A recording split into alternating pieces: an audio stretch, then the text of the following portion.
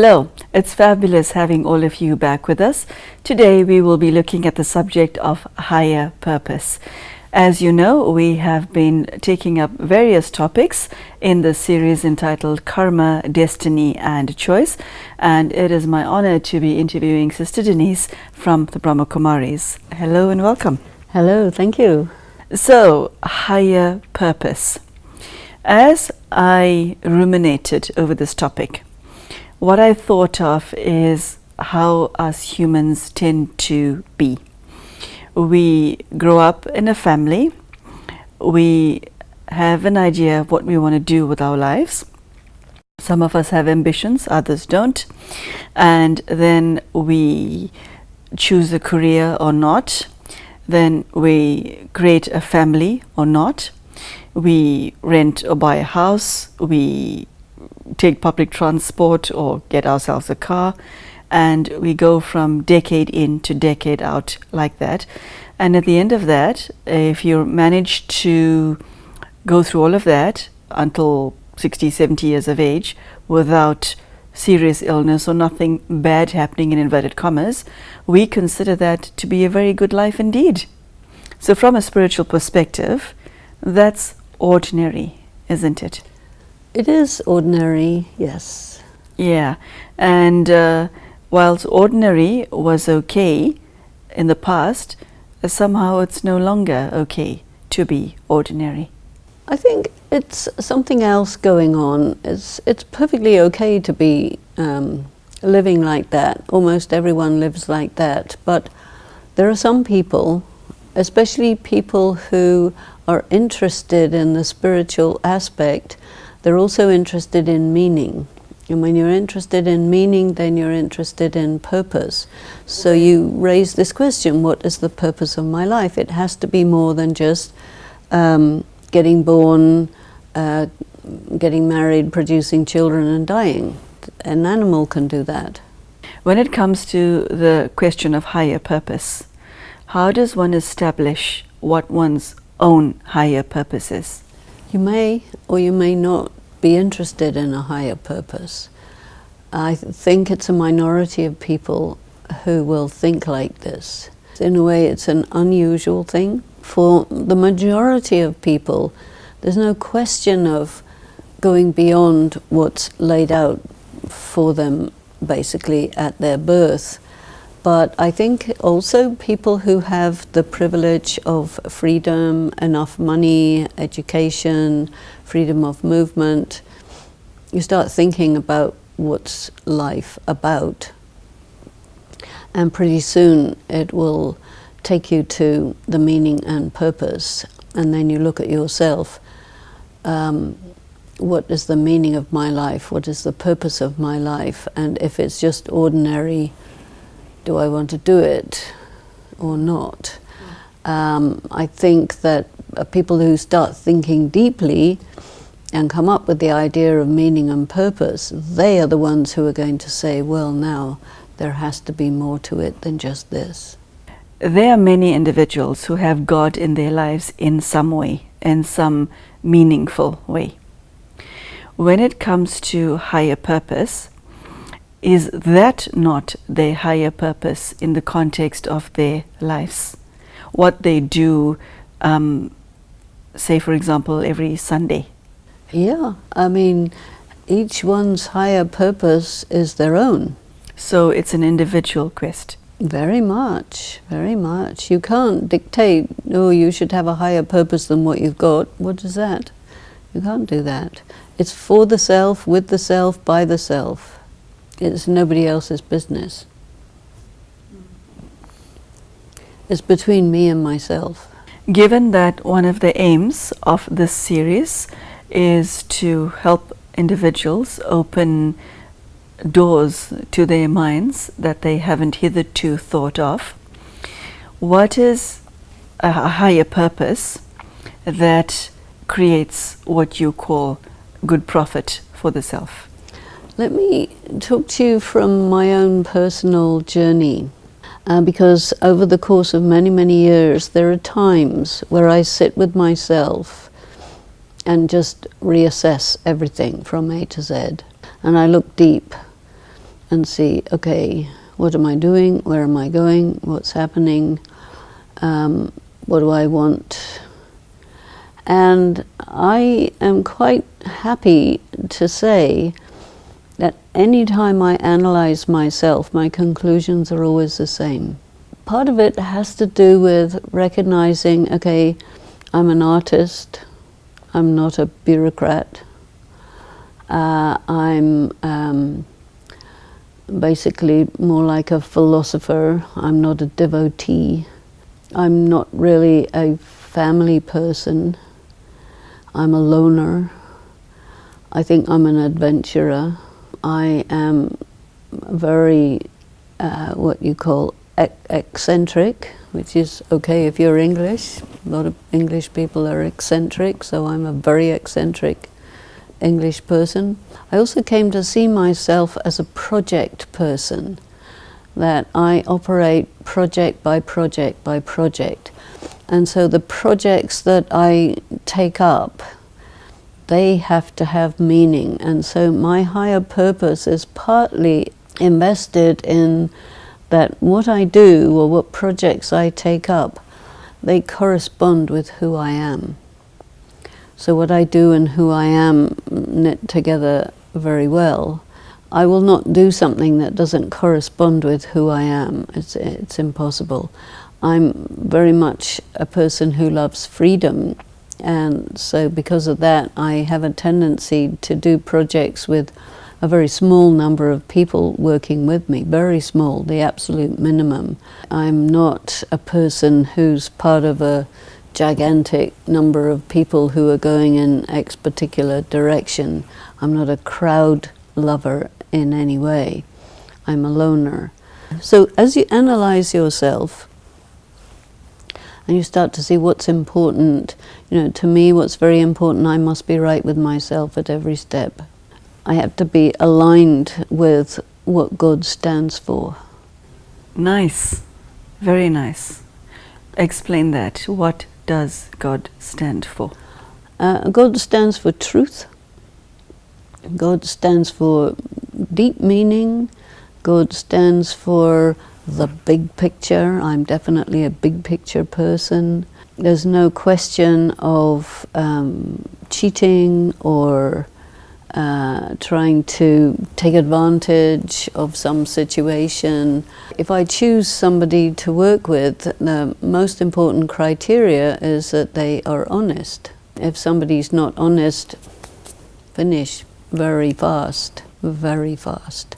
That also has resulted in people in my life being people who really correspond with these, you can say ideals if you wish, but they're realized ideals. They're down to earth. I'm a very grounded person, so I can soar as far as you want without losing contact with the ground. This self-analysis, I think, is helpful in identifying, okay, what am I for?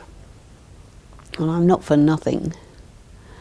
I am for something that has a lot of impact and beneficial impact. I don't need to be famous. I don't need to be recognized. I don't need to be appreciated. That's not what I'm about. But I need to use my energy to make what I think is important reach where it has to reach. So I'm a communicator by nature, and so what is important for me comes out in words. I write, I talk, I think. The intellect is very important, the mind is extremely important, the heart is extremely important. I think I live in the dimension of the mind much more than in the dimension of the body. Yet I'm still very connected with the body. I know exactly if it's ill and what's wrong or something like this. I'm not out of touch by any means. But I go up there and out there, and I see things from a very wide perspective. So I can see what's needed, and then I try to do what's needed, somehow or the other. Usually it's gigantic project. I was once asked, would you please move to Hawaii? I said, no, I can't do that. It's way too small. I lived in LA, 20 million people, that was okay. So I need large space, and I am able to fill a large space. When everything is sort of lined up the way it corresponds with me, then I can harness certain energies and get something to happen. And then I feel I'm fulfilling my purpose.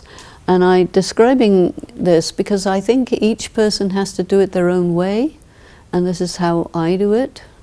I think it's so important to understand yourself, who you are, what you need, how you operate. And then when you're in connection with other people, your friends and so on, obviously they're very different, but there are many areas where there's correspondence, and this is why you harmonize. You said something earlier that grabbed my attention. You said that the intellect, the mind, and the heart is important. That's a very beautiful line. Within the context of today's discussion, higher purpose, explain to us how that fits in, and how does an individual get to their own higher purpose, taking those words into account? Well, when I was about 5 or 6 years old in school, junior school, the teacher asked the class, from which direction does the moon rise? And no one knew. And I looked around at my classmates and I said, oh my God, I'm not going to stay in school because they are going to wreck my mind. At 5 years old? Yeah. And right. Okay. I think I'd like to leave right now because, this place has become too big for me. Seriously, 5 years old? Yeah, because I was thinking a lot, very young, because I tell you another thing that was in my mind a lot at that time. You see, my family, half of them were Protestants, half of them were Catholics. And they just absolutely hated each other. And I said, you guys don't know anything about Christianity, and what are you talking about, and why is this?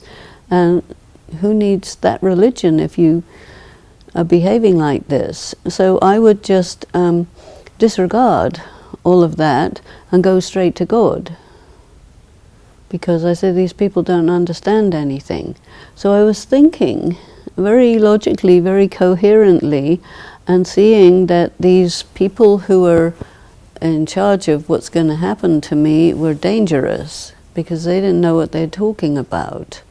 So I thought, what I need is I must be self-educated, and I have my own connection with God, and somehow I have to navigate with all these people, but really knowing that I'm different.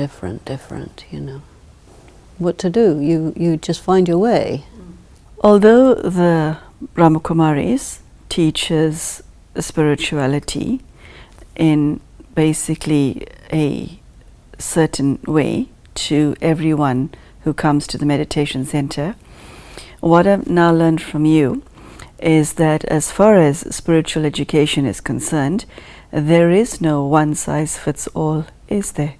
When I came into the Brahmakumaris 45 years ago, my teacher was Dadi Janki, and she was high-end spiritual power and deep spiritual knowledge, and I absolutely thrived on this. And there are very few yogis of her caliber, and it just so happened that this was my my nurturing, my foundation, and this is exactly what I needed. And at that time there were hardly any other people, and so it was just her and myself and a small number of other people, and we were just sitting there taking this incredible material, incredible discourses that she would give, an interpretation of the spiritual knowledge and deep stuff that absolutely grabbed my attention. And because of that, I am the way I am now, you know. So if you have an extraordinary teacher, this can also carry you forward really well. This begs the question. Say if you're not fortunate enough to have a teacher like the extraordinary Daddy Janki, and you're on your own as far as your spiritual quest is concerned, whether adult or child, how do you go about establishing what your own individual higher purpose is? From what you're saying, my feeling is that it's a little bit connected with your karma, because your karma will create situations for you which can carry you forward. And so I think even if you're on your own, and even if there's no discernible, amazing teacher like that, if you have the karma of being a deep thinker, a sincere seeker of truth, it will come. You invoke it. You invoke the right people, the right books, the right circumstances. And this is a wonder of karma, and maybe you could say, maybe it's not karma, it's destiny. And we're looking at karma, destiny, and choice. Who you are creates your destiny, and that is also your karma. So these different energies are absolutely interdependent with each other. Sister Denise, the world we live in, unfortunately, is filled with so much of falsehood. And again, unfortunately, there are so many individuals, both young and old, who have been on a religious/spiritual quest and knocked on the wrong doors and were never heard of again, or were seen but just got lost. So how does one make choices and find one's higher purpose and know that this is right for me and it will be right for me tomorrow? How does one make the right karmic choice? Because there's so many choices out there, and there are mirages everywhere. There are. I think you need to be a good detective. A good detective. I was not expecting that answer, I have to admit. Detective, not a profession of choice by many listening to you. Any detectives listening to Sister Denise? I doubt it. Okay, why do you say that? Well, because you have to detect what's in front of you. What is this? I mean, I think in my own personal experience, I did come across a few different spiritual offerings, but within a few seconds I said, oh, no, not that, not that, not that. Brahma Kumaris, yes. So it was intuitive recognition. This word recognition is very important. An immediate recognition that, yep, this is it, this is right, this is correct.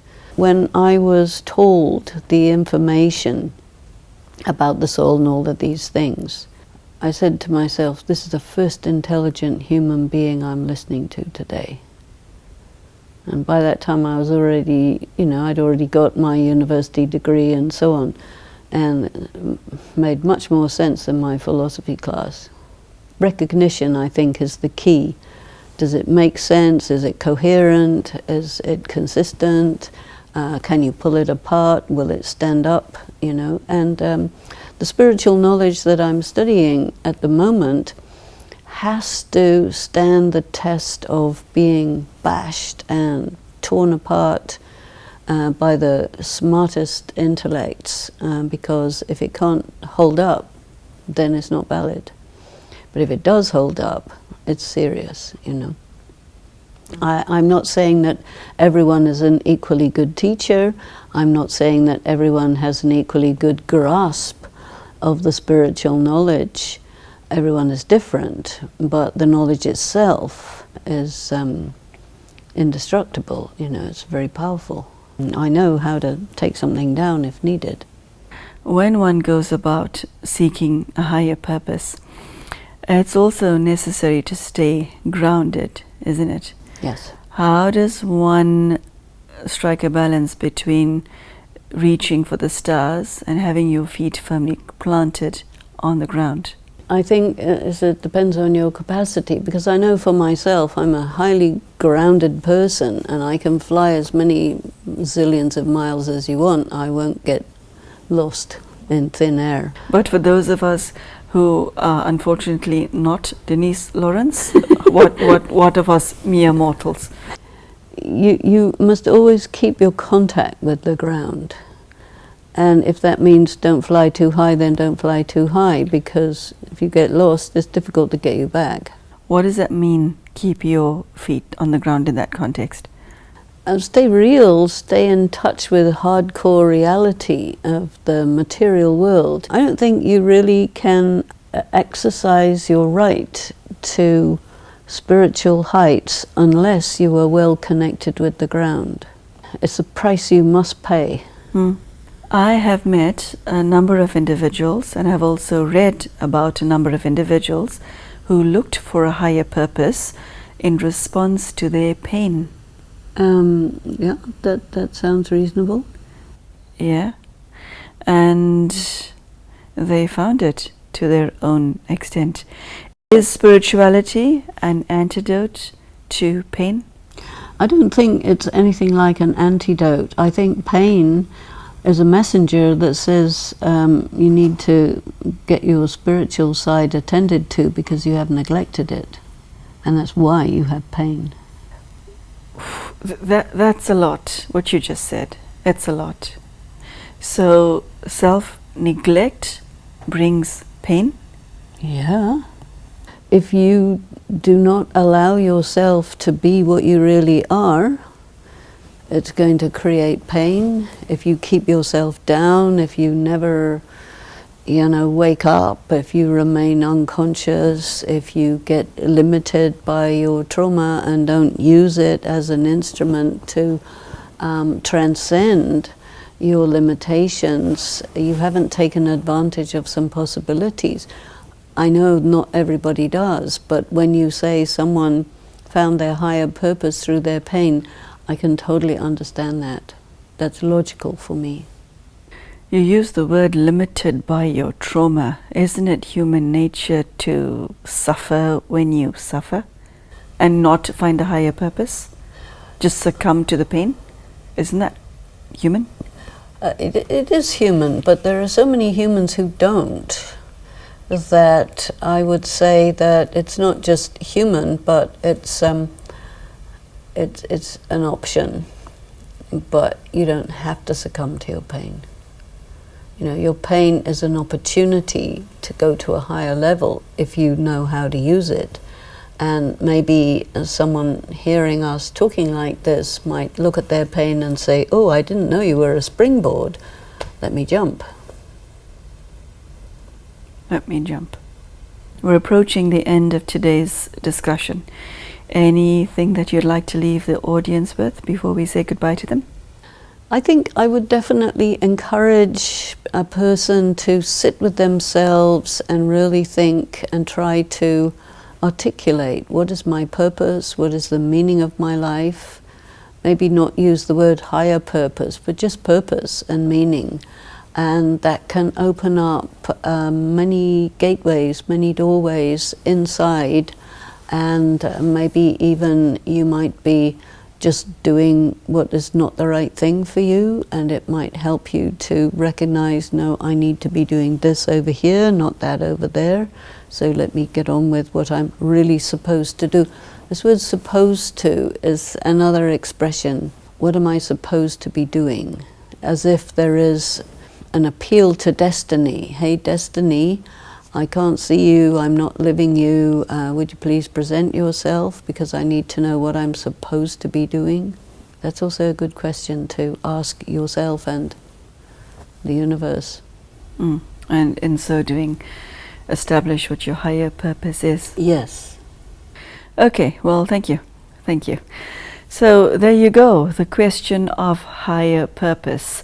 As you can see, Sister Denise has shared with us her own personal experience. She touched on many aspects which are of interest to us in general as a human race. And she specifically spoke about how one could use something as traumatic as pain as a springboard. I do like that expression that you use, springboard, to establish what your higher purpose is. And this is a very beautiful message, and I hope that it has reached your heart, and I do hope to see you again for the next episode. Thank you so much for joining us today, and take care. Goodbye.